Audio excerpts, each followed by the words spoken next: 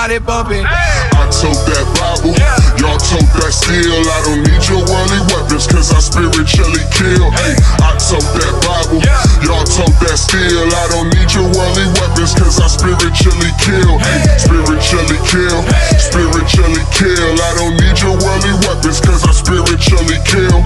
Spiritually kill, spiritually kill. I don't need your worldly weapons, cause I spiritually kill. Coming fresh up out the jungle, haters told me I'ma stumble. God told me I'm a young king, rumble, lion, rumble. We could tussle if you wanna. I'd rather hit the hustle. All my homies call me coach. I'm the leader of the huddle, lifted by the hand of God. I'm just a piece inside the puzzle, a beast without a muzzle. Try to lead them out the struggle. You believe it when you see it.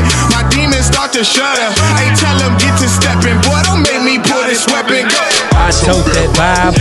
Y'all tote that steel. I don't need your worldly weapons, cause I spiritually kill. Hey, I tote that Bible. Y'all tote that steel. I don't need your worldly weapons, cause I spiritually kill. Hey, spiritually kill, spiritually kill. I don't need your worldly weapons, cause I spiritually kill. Spiritually kill, spiritually kill. I don't need your worldly weapons, cause I spiritually kill. Let's go. Sick and tired of being sick and tired. Sick of y'all being victimized. Hip hop got you hypnotized. Your weakness is they enterprise. Time for a new revolution. The Freedom Dot got a resolution. We gon' build this bank up and then thank God for the retribution. Lock and loaded, let's go. Hit the heart and the head. Whoa, yeah, you heard what I said, bro. Bible on me like lead, bro. God answering prayers, though. Never leave me on red, bro. Y'all fighting with flesh, though. I'ma show you what's best, though. I tote that Bible. Y'all tote that steel. I don't need your worldly weapons, cause I spiritually kill. Hey, I tote that Bible. Y'all tote that steel. I don't need your worldly weapons, cause I spiritually kill. Hey, spiritually kill, spiritually kill. I don't need your worldly weapons, cause I spiritually kill. Spiritually kill, spiritually kill. I don't need your worldly weapons, cause I spiritually kill. Let's go.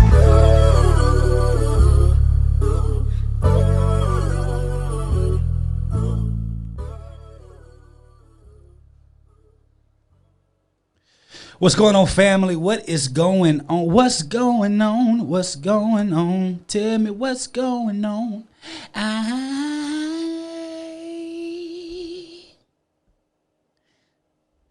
Listen, family. Can I tell y'all something? Can I tell y'all a secret? Can I tell y'all a secret real quick? I'm going to tell y'all a quick secret. I'm going to tell you a quick secret. I didn't even push record, man, on my show. Hey, guys, welcome to the Assets Before Splurging show hosted by me, Tayler Jacobs, on the Brother Benix podcast, the baddest podcast on the planet. If you guys enjoyed the song, that I just played, let me know that you enjoyed the song. Let me know that you enjoyed the song, because today we're going to be talking about some really, really good stuff. We're going to be talking about the 4 stages of financial cancer. And just in case you guys don't know about me, you're new to me. My name is, again, Tayler Jacobs. I run, own, and I was the founder of Assets Before Splurging, the actual financial firm, the ABS Institute, ABS Night School. And our goal is to help people become financially independent, financially free, depending on God's system, not the world's. And in God's system, God wants you to be abundant. God wants you to have more than you can imagine. He wants your cup to runneth over. But until you can do that, you got to learn the strategies, because what good is prayer if you don't know how to apply the strategies that come from biblical principles? And a lot of successful people are using biblical principles in their journey, on their way to learning how to become successful. And I think it's very important. What's going on, Jenny? Talk to me. You still haven't received the 2-hour video. Okay. Let me see here, Jenny. If you just go to kbreplay.com, you can get it. You can go to kbreplay.com. You can get that free 2-hour class. And so, here on the show, this is how it goes. I want you guys to talk back to me. And if you guys want to call into the show, you guys want it to be more interactive today, I just want you to let me know that you want it to be more interactive, and it can be interactive. But today we're talking about the 4 stages of financial cancer on this first show that I'm doing today. And of course, it's coming from my book, We Are 6 Surviving Financial Cancer. We Are Sick, Surviving Financial Cancer, where I show you how debt is the number one cause of death in Black America specifically. And a lot of people, you know, they like to play with debt, or they like to play with the concept and the construct of utilizing debt to get ahead. And I understand that there are some people who have successfully used it and got out of it, but more cases than none, the majority of people who utilize debt actually get crushed by it, and that's a scientific statistical fact. Matter of fact, in my book, We Are Sick, Surviving Financial Cancer, I actually statistically and scientifically prove how debt, consumer debt, is the number one cause of death in Black America. And I'll prove it to you real quick before we get into the 4 stages, and even why I even created the 4 stages of financial cancer. And before we get there, but let's just go down the scale real quick so that we all can be on the same page. The number one cause, according to the CDC, Center of Disease Control, according to the CDC, the number one cause of death in Black America is heart disease. The second cause of death is a stroke, and the third cause of death is malignant cancer. I think malignant cancer is 2, stroke is 3.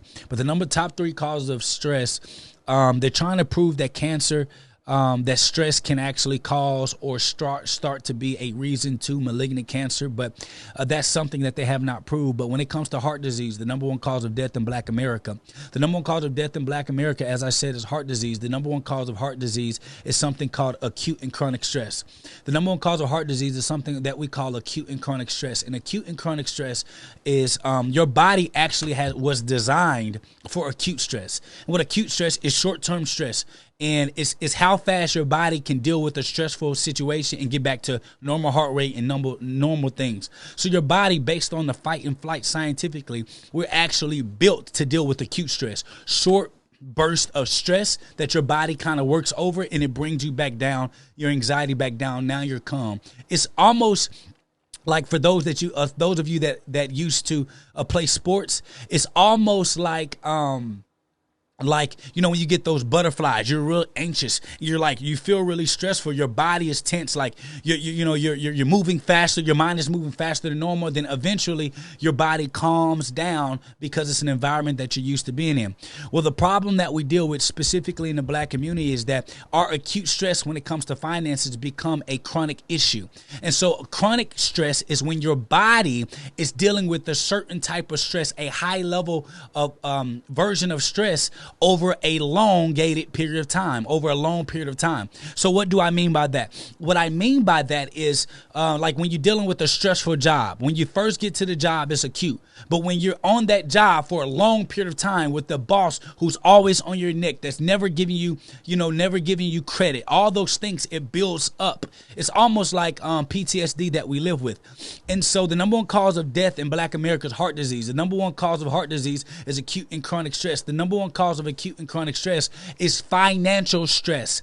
You worrying about how you're going to pay your bills on a given day. You worrying about how you're going to take care of your responsibilities day in and day out. You're worrying about how you're going to get through coronavirus. You're worrying about how you're going to pay for daycare. You're worrying about how you're going to pay for your bills, how you're going to deal with debt. All these things are issues that we deal with on a day-to-day basis. And if you don't catch a grip of it, this acute and chronic stress, which is predicated because of financial stress, and if anybody wants to argue with me, the 76% of Americans live paycheck to paycheck.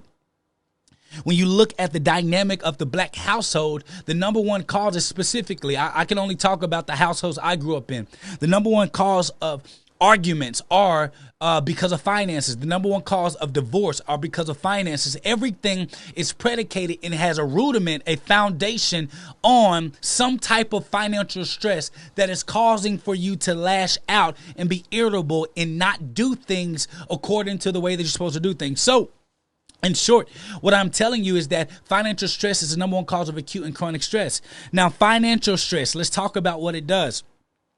This feeling of financial hopelessness, this financial stress, there's a number one cause to financial stress, and it's our dealing with consumer and over leveraged debt.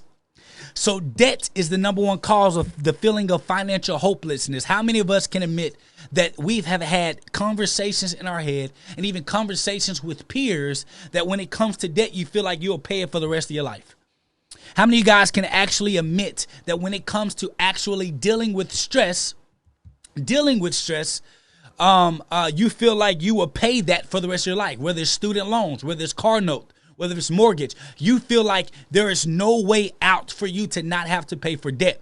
And so it causes a feeling of hopelessness. Hopelessness means I cannot see the light at the end of the tunnel. Hopelessness means that I don't ever feel like I'm going to get out. When you feel like you can't get out, or you feel like there's no way out, it increases hormones in your body, which increases your stress levels, causing for your body to tear itself apart. So when we think about the number one cause of death in Black America, a lot of us say heart disease. Oh, it's because we don't eat right. Well, that's not the only indication of heart disease. The number one cause of heart disease is acute and chronic stress. The number one cause of acute and chronic stress is financial stress or financial hopelessness. The number one cause of financial stress is debt. You waking up every single day trying to figure out how you gonna pay your bills.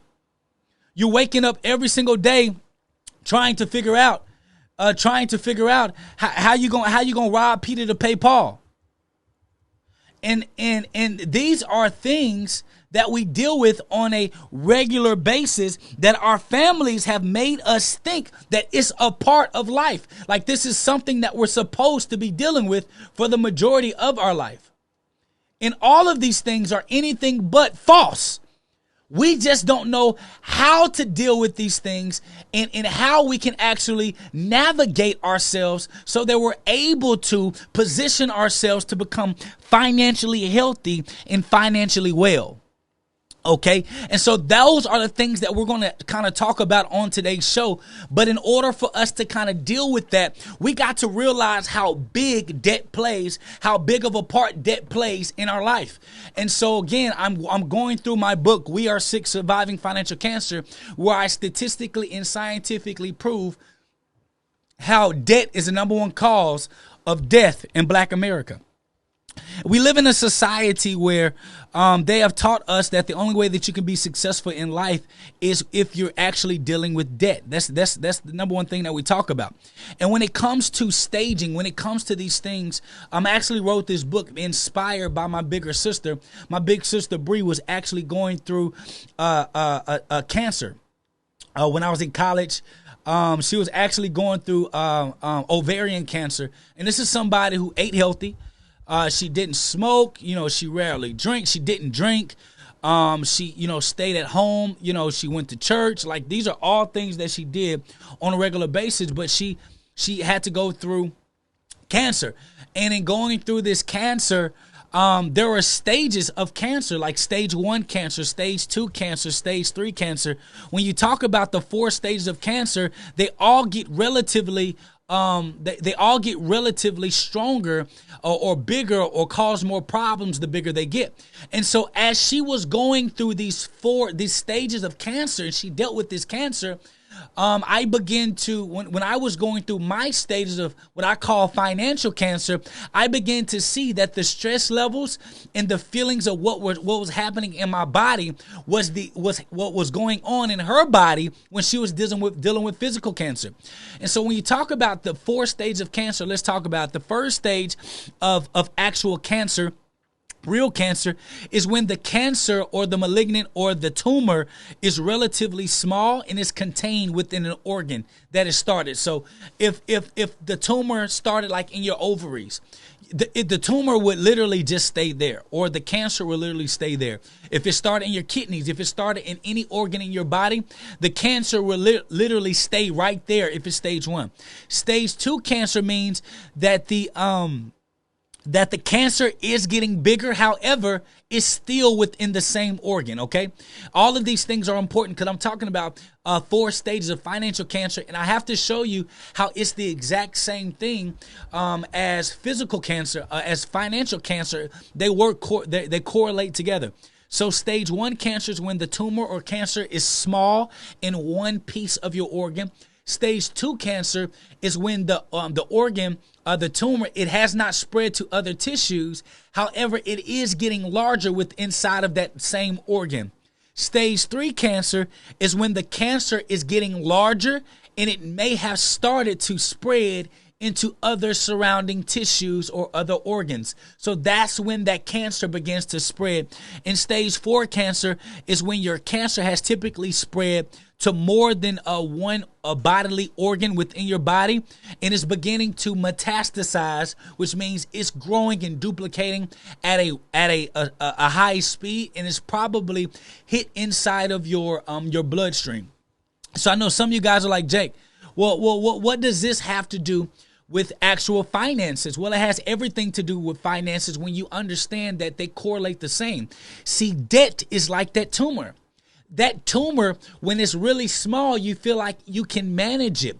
But what happens is that tumor begins to get greedy. That tumor begins to grow. That tumor begins to expand, and it begins to affect all the other pieces and parts of your life. This is what debt does to our body. And so when you think about where debt comes from, when you think about the problems of debt and the difficulties of debt and the stress of what debt does, it begins to affect every aspect of your life once it gets out of control. And so, Jake, what do you mean? Well, I'm talking about, the car note. The car note. I'm talking about the mortgage payments. I'm talking about the credit card bills. I'm talking about the miscellaneous things that you put yourself in debt with, and then it gets out of control to where the only thing that it feels like you're working to do is working to pay off debt. Am I talking to somebody? Some of us feel like we literally work for debt. You work for the bank because the bank owns your home. The bank owns your car. The bank owns the credit card that you use to live on, that you use to pay for your kids' bills and for your kids' clothes and all the food. And all of these things are important pieces as it pertains to what we're dealing with on a day-to-day basis. These are things that we're dealing with every single day. And if we don't pay attention to it, it will cause an erosion of our lives, and it will eat up every aspect of our life.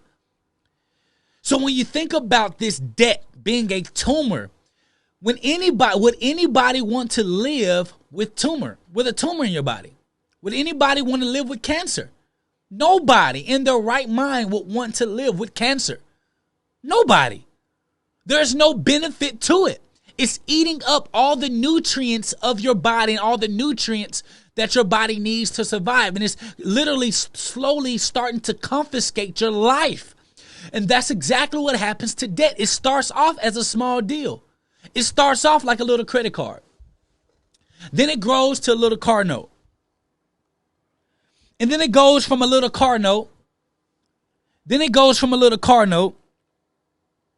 Then it goes to you expect a little car. You expect a nicer car. So then you say, man, I can afford a $500 car. I deserve a Mercedes-Benz. I deserve a new car. This is what we say, I deserve these things. And if I can afford the payments, I'm fine. So then you trade in one car for the next car. So then you roll over one car debt into another car debt. Now you're spending $500 a month on one car. Then you're married, your wife and your husband. Now, both of you guys got to have new cars. One person just can't get a new car. So now y'all paying $500 a month on 2 car notes. That's $1,000 a month. Now you got a mortgage. The mortgage is $1,500. That's $2,500 a month. Now you got credit card bills because you're using the credit because you can't afford your lifestyle. So you need to use credit to get you through one pay period to the next. So guess what you do? Now you're paying $300, $400, $600 a month on credit card bills. And when you look up, you're paying $3,000 to $3,200 a month just in paying debt back to the bank. This is a perpetuating machine that eventually consumes our life and we can't get ahead. These are the 4 stages of financial cancer that we deal with. It continues to grow. So stage 1 of financial cancer is relatively small. And to deal with this small cancer, you can make a small little extraction of this malignancy, and moderately it's easy to fix because with stage 1 cancer, all you got to do is just refocus and pay close attention to your spending habits to realize that you're getting yourself into debt with things that really don't matter. So what we got to understand with the banks. The bank is the new day slave owner. And the bank has created a slave system to where about we feel as though we need them in order to survive. And the bank says, listen, I can get that car for you. All you got to do is just make monthly payments for me for 7 years. Just be an indentured servant to me for 7 years. Pay interest on it. You'll be fine. With that house, listen, you want a big house, don't you? You want a big house? I can get you that house right now. All you got to do is just be my slave for the next 30 years. I'm going to charge you 4.1% APR, but I'm not going to disclose to you the real true volume interest that you'll end up paying 41 to 50% over the lifetime of this deal in interest payments. You're going to pay double for what the house is worth to me. See, these are deals that we get in when we deal with the banks. They create this system to where about we feel like we have to depend on them in order to survive, which is causing for us to make crazy decisions as it pertains to what we deal with on a day-to-day basis in regards to what we purchase. And these are small purchases that we feel like is going to make us feel good because we need a dopamine shot. Our endorphins inside of our body is needing some type of fix because of the stress and pressures of this world. And we feel like a small purchase for something that we purchase or we buy is going to fix the inadequacies or the insecurities that you have. When I first got out of college, I was making $104,000 a year. And I went and bought two 2015 BMWs. I went and got into a small little loft. And I was living like crazy. My credit score wasn't that good, but I was willing to make the payments. I was spending maybe like $1,500 to $1,800 a month on two 2015 car notes. I rolled over two debts that I had into my car payments with the BMWs. And so I had the debt of those cars rolled into the BMWs that I was paying for. And these were brand new cars. They was only like 6 months old that I rolled those car notes over into my BMW. So I was paying like double the price just for a fix. Then I wanted to stay in a loft. I was in college living meek. But the moment I made money, I had to up my standards of living. Why?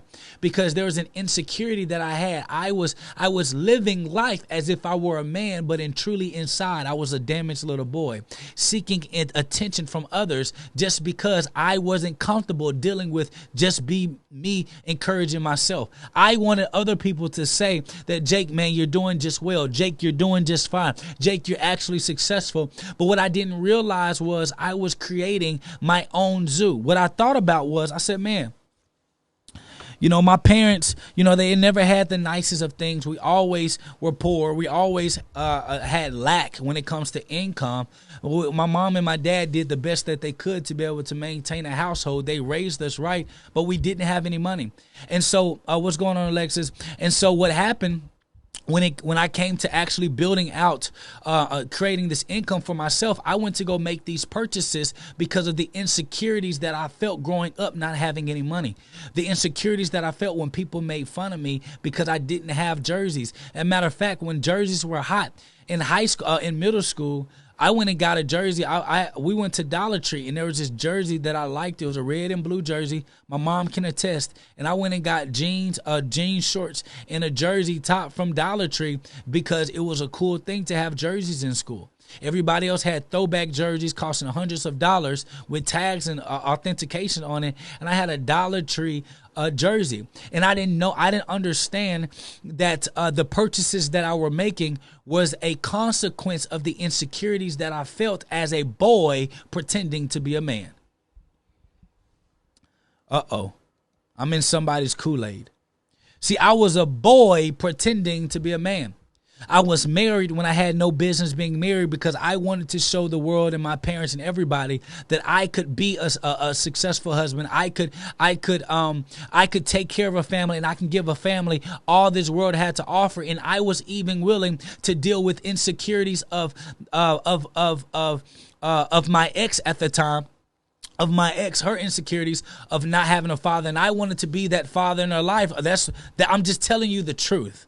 And I was trying to fill holes that I had no business filling because I was insecure as a man myself. And these are things that I dealt with. I dealt with the problem of trying to overcompensate by making purchases and getting myself too far into debt where I couldn't see a way out. I was literally feeling like I was enslaved in a system and in an environment that I created for myself. I literally created my own jail, and I felt like I was doing better than my parents. I felt like I was doing better than my family. And in actuality, I was still in jail. I just had a bigger jail cell. I had a bigger car. Had more income. We took more trips. We ate better food. However, I was still enslaved to the debt system that my family and my parents were enslaved to. The only difference was I was making more money, so my debt was bigger and the responsibilities were more, and I was dealing with the pressures, not of what society was bringing to me, but on the pressures I put on myself to prove to society I was man enough. These are the things that we deal with when we deal with debt. And I found myself trying to prove myself to people who care nothing about me. I'm just giving y'all the truth today. So my sister, she was dealing with physical cancer. And at the time, I was dealing with migraines, anxiety, and sleep. I was tossing and turning, having dizzy spells, falling out, falling asleep as soon as I walked through the door.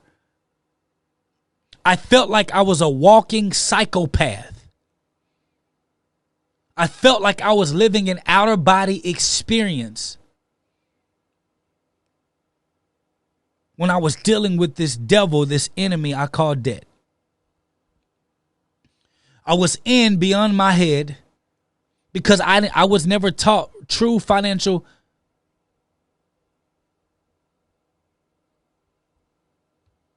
literacy. And the funny thing about it was, this is even post me teaching financial education. Because when I began to teach financial education, I was in college. We founded a financial literacy organization in college. It's easy to budget when you ain't got no money. It's easy to try to stay within your means when you don't have any bread. And the devil begins to talk inside of your head, making you believe that you deserve things that you don't and you haven't fully worked for. Because just because you think you can afford the monthly payments don't mean that you can afford the cost of that item. So the majority of us are waiting for our meal ticket. We're waiting for the lottery, waiting to make $1 million in your business, when in actuality, you're already making enough to survive. The majority of your money just going to a banking system that you have decided to enroll yourself in, being enslaved to a system that was never created for you to be free. How else do you think that they would have been able to enslave a large group of people without physically putting us in shackles? How could they get us to work for free? So they created a system to whereby they compute dollars that don't exist into a computer. They send $1 to one account to another dollars that don't account to another account from computers that don't exist. From numbers, from money that doesn't exist. They can lend you money from money that doesn't exist, then charge you interest on the money that doesn't exist. And you become enslaved, working for free, paying them back the money plus the interest that never existed. That's what I call slavery. So in this book, We Are Sick, Surviving Financial Cancer. This is my journey to trying to beat this financial cancer. I was on the road to death. So in stage 1 of financial cancer, it's relatively small. You feel like you can manage it. But the problem with dealing with something that you feel like you can manage is that it always grows. If you feel like you deserve the car, then pay for it full. If you feel like you deserve the home, then save and pay for it in full. Well, Jake, who has $100,000? Who has $150,000? Who has $250,000, Jake? Well, if I recall, how do you eat an elephant? One bite at a time. The first thing that you do like churches. You find the land. You save your money and you buy the land. Too many of us are too consumed. We're too consumed with the house that you'll pay $500,000 by the end of your 30-year mortgage for a building. But you got a spit handful of land. Can anybody explain to me that ideology? You pay $250,000 to $500,000 for a house, but your land is a cul-de-sac. Not even big enough for your kids to fully play in the backyard. But because we're dealing with insecurities, we want to buy the house. You're not buying the house for your family. You bought the house to show everybody else that you're financially stable. You bought the house to prove to people that you're doing well financially. Why else would you post pictures and do videos on you in your new house? If it was just about you and your family, why are you sharing it with the world? We got it backwards, people. The real asset is not in the home. The real asset is in the land. I'm going on a rant. I'm going to get back to the topic. So when people tell me, Jake, I bought this house for my family, for my kids to have something they can own. Well, if that's true, well, why does the land not even have a quarter of an acre? Why is the land in a cul-de-sac? Why is the land in a circle? You got 3 kids, 7 kids, 5 kids, 2 kids, 1 house.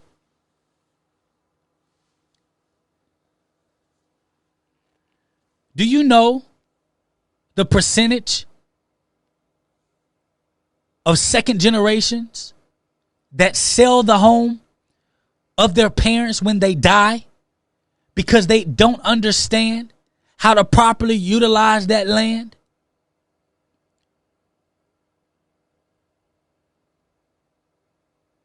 Or do you know the percentage of people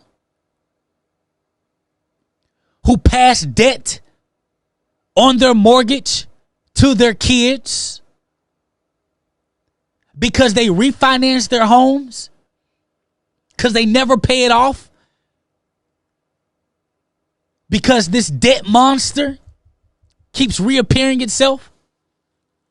We get HELOCs, home equity lines of credit on our homes, to invest in businesses, to fix up our homes, to fix up our houses, giving the asset back to the bank. Do you understand that the bank, their game is not to ever make it appealing for you to pay off the property? We got it backwards.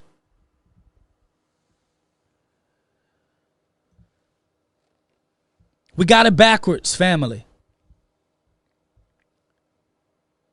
The very first thing that we should be paying attention to when we're purchasing property is land.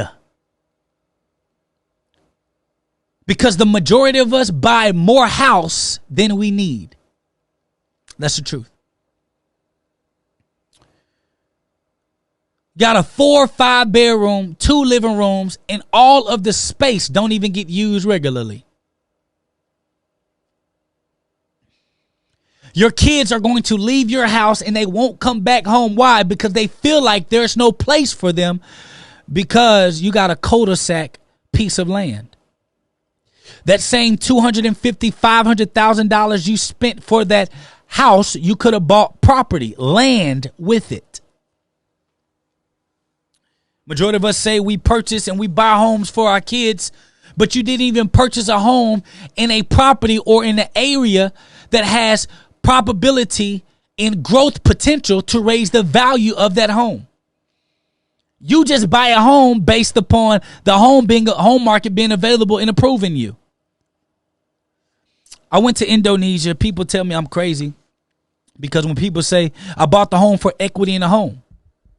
Well, why'd you buy the home for equity in the home? Well, y'all talking to your cousin Jake that don't borrow money from the bank. Well, I bought the home because the equity's in the home. Okay. I thought you said you bought the home for your kids. Well, I did. Okay.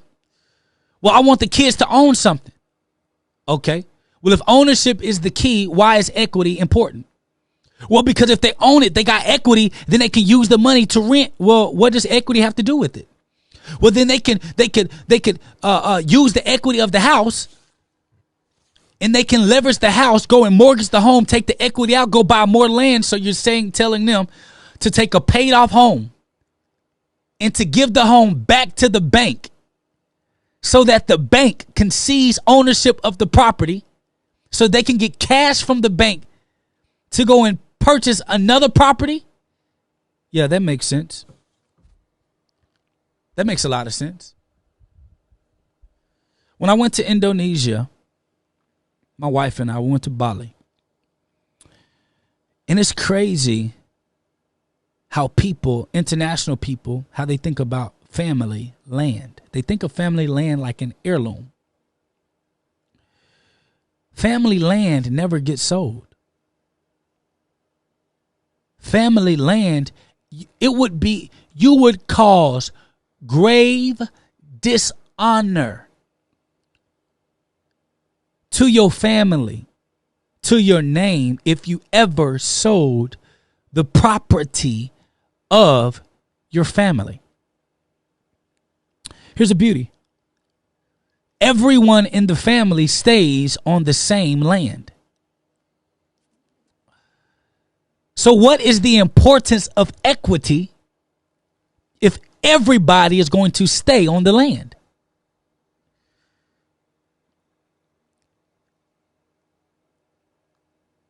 What is the importance of leveraging your family's land for risk of a business or another property that may flop? When I went to Indonesia, it changed my life. I asked them, I said, so how much land does the average family here have? They said the average family in Indonesia has 5 acres of land. I said, so when you have more kids, and those kids have kids, what do you do? How do they? He said, well, the women, they go and live with the husband's family, and the sons stay on the family's land. So how do you build out? Every time there's a new male that's an adult, we build them another home on the land. I said, man.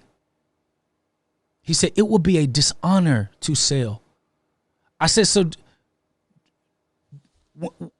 when families are looking at land, are they looking at how big the house is or how much land they can get? The man looked me in my eyes. He said, why would we care about how big the house is? The house could get destroyed because of a storm. The house can get blown away. The house could rot. But the land is the most important. So we find the best land to build on. And we only build enough house for what is needed.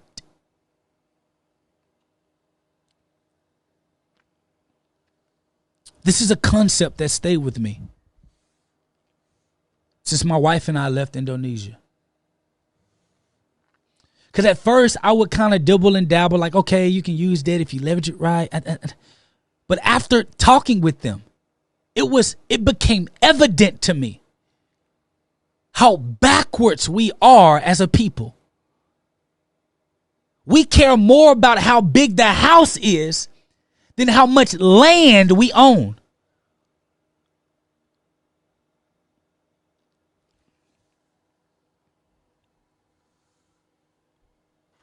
told my wife, I said, baby,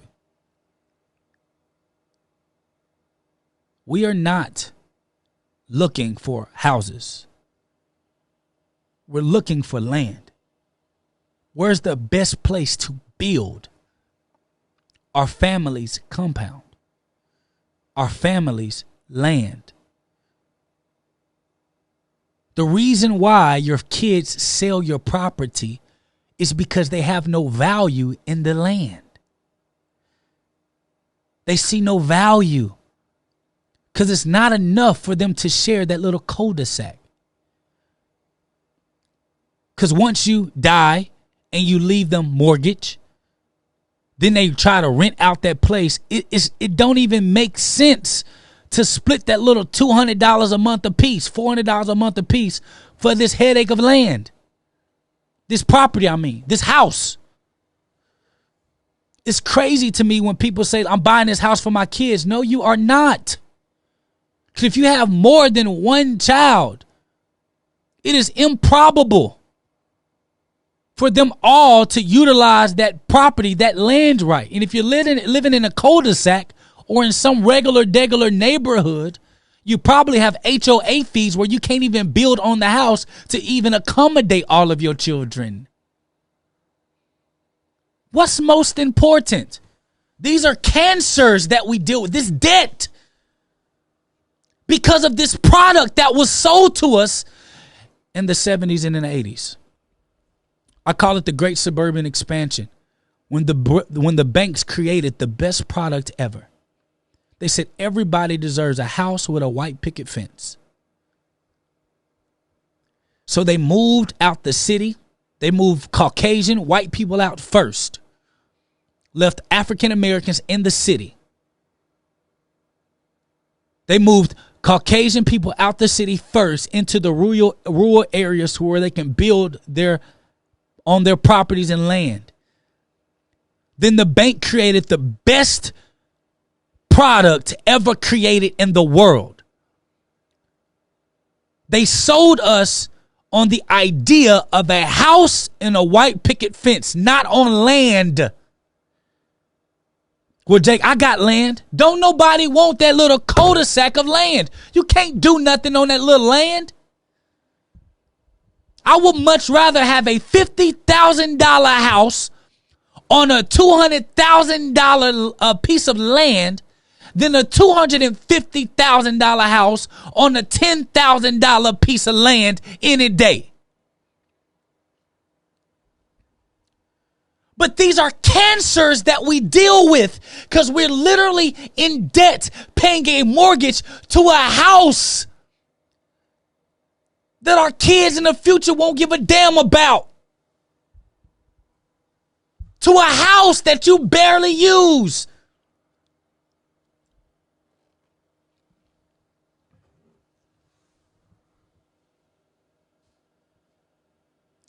These are stages of cancer.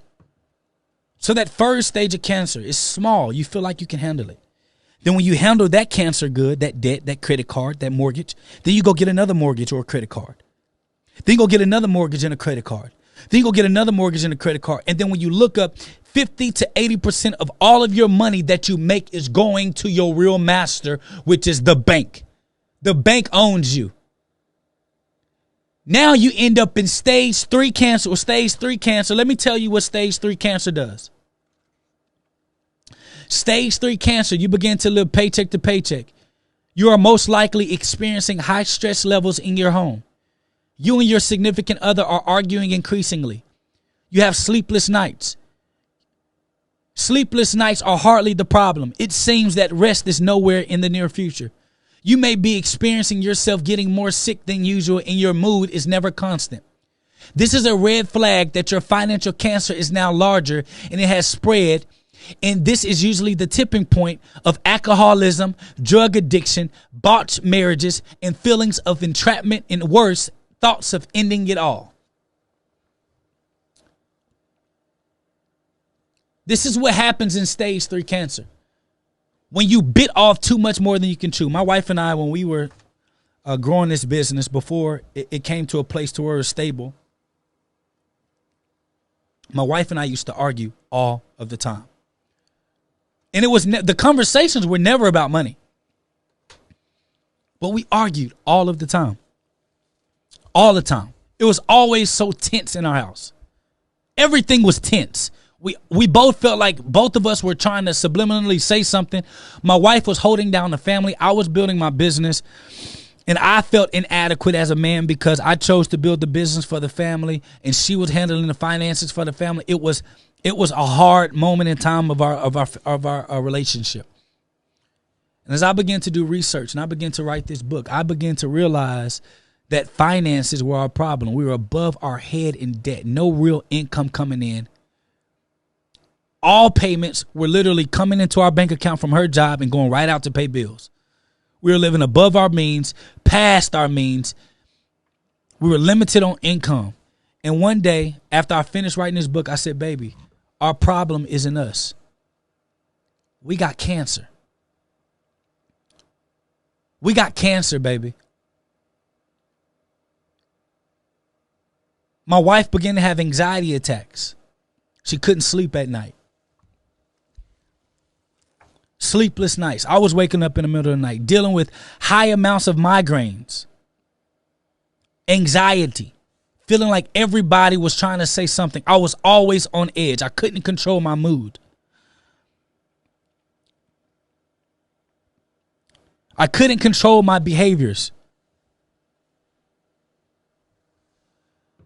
I was always antsy. I was always on edge. I was always trying to like just snapping at people. I couldn't control my emotions. And when people were telling me I was angry, I wasn't angry. I didn't know what was wrong with me.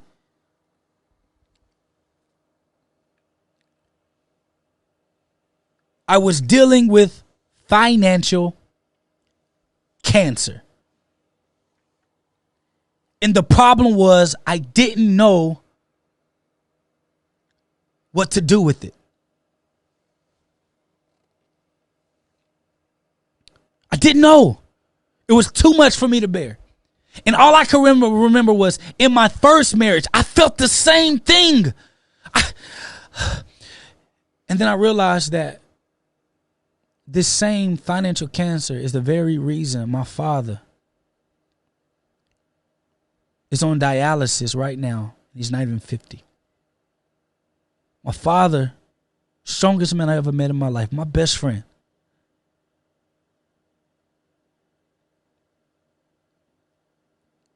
Nine and a half, 10 years has been without a job, was released from,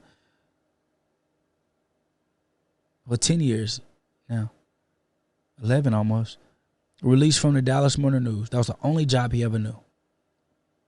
We were in debt beyond our imagination as a family. He got released from his job. He didn't find his footing.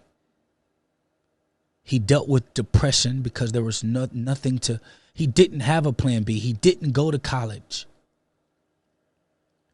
He didn't have another option. And I saw the strongest man I know deal and battle with depression, and none of us knew what he was going through. He was extremely anxious. He was extremely irritable.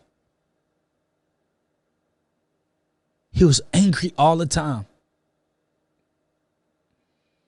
And I literally saw what financial stress did to him. It ate his body up. And I saw myself going down the same road. Migraines, headaches, pains from nowhere, irritability, lack of patience. It was hard for me to be optimistic. I was hella pessimistic. I was a dick. And then when I figure out that I had cancer, I discovered stage 4 cancer. In a stage 4 cancer, this is what I call the final deathbed. In this stage, most people only have 5 years to drastically change their habits, or death is sure to come. Death to marriage, death to physical health, death to your faith in God. It's crazy what happened. The more I struggled, the more I questioned God. Not realizing that I was the main cause for this financial cancer. The question I have for you is, are you going to let financial cancer kill you? The bank is like the pharmacist. They want you to stay sick so they can keep prescribing you the medicine. Why would the bank ever want you to be debt-free? Why would the bank ever do that? Why would they ever promote a life leveraging without using bank debt? Why? We got to start realizing what's most important. And what's most important isn't the cars. It ain't the house. It's your quality of life. The average ordinary African American makes $1.5 million over their life period. $1.5 million over the lifespan of their working career.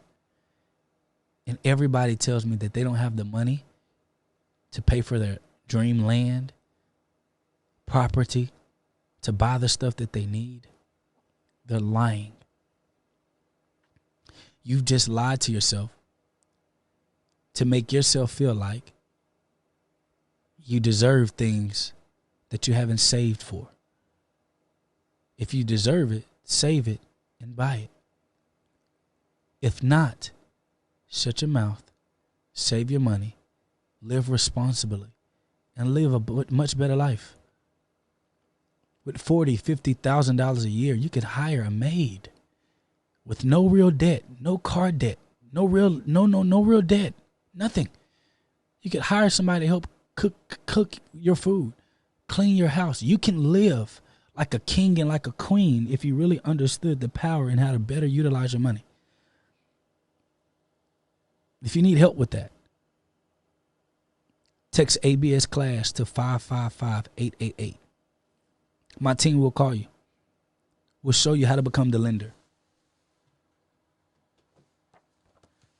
This playbook I wrote, showing you how to become the bank. Any average ordinary person can become the bank. This book right here, showing you how to become financially cancer-free. Your life depends on it. Because can I tell you something about financial cancer? It's a hereditary disease. And whether you believe it or not, you're passing that disease down to your kids. And that's the only thing that's killing them. PTSD through the DNA. You still enslaved. It's time for you to open up your eyes and see that freedom, true freedom, is to learn how to become financially cancer-free. No more bank debt. No more stress. Learn how to use your finances as a tool to create a better lifestyle for yourself. And start to look at what's most important. It's not the house, family. It's the land. Buy land first. Not a cul-de-sac of land. True land. Because if you really bought that property for your family, they should be able to build on it. Live on it. Because the house you live in is not an investment. It's a place of shelter for your family. That's not an investment. An investment is supposed to turn a profit. Capitalist to turn a profit. That's not an investment. Buying a house that you live in is not an investment. Statistically, I prove that in all my videos. It's a place you're supposed to live, a place for legacy, a place that your kids can build on and be good financially. Rental properties are investments, not the house you live in. So teach your kids group economics. Learn how to build on the land and learn how to do for self. This is Jake Tayler Jacobs on the Jake Tayler Jacobs Show. I wanna wish you well because I love you, and there's nothing you can do about it.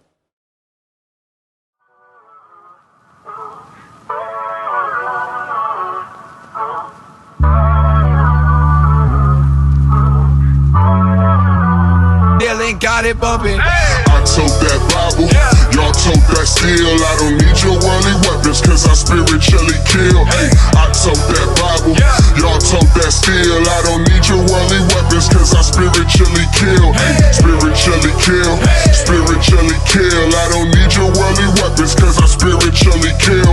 Spiritually kill, spiritually kill. I don't need your worldly weapons, cause I spiritually kill. Coming fresh up out the jungle, haters told me I'ma stumble. God told me I'm a young king, rumble, lion, rumble. We could tussle if you wanna. I'd rather hit the hustle. All my homies call me coach. I'm the leader of the huddle, lifted by the hand of God. I'm just a piece inside the puzzle, a piece without a muzzle. Try to lead them out the struggle. You believe it when you see it. My demons start to shudder. Hey, tell them get to stepping. Boy, don't make me pull this weapon. Go. I tote that Bible, y'all tote that steel. I don't need your worldly weapons, cause I spiritually kill. Hey, I tote that Bible, y'all tote that steel. I don't need your worldly weapons, cause I spiritually kill. Hey, spiritually kill, spiritually kill. I don't need your worldly weapons, cause I spiritually kill. Spiritually kill, spiritually kill. I don't need your worldly weapons, cause I spiritually kill. Let's go. Sick and tired of being sick and tired. Sick of y'all being victimized. Hip hop got you hypnotized. Your weakness is they enterprise. Time for a new revolution. The Freedom Dot got a resolution. We gon' build this bank up and then thank God for the retribution. Lock and loaded, let's go. Hit the heart and the head. Whoa, yeah, you heard what I said, bro. Bible on me like lead, bro. God answering prayers, though. Never leave me on red, bro. Y'all fighting with flesh, though. I'ma show you what's best, though. I tote that Bible, y'all tote that steel. I don't need your worldly weapons, cause I spiritually kill. Hey, I tote that Bible, y'all tote that steel. I don't need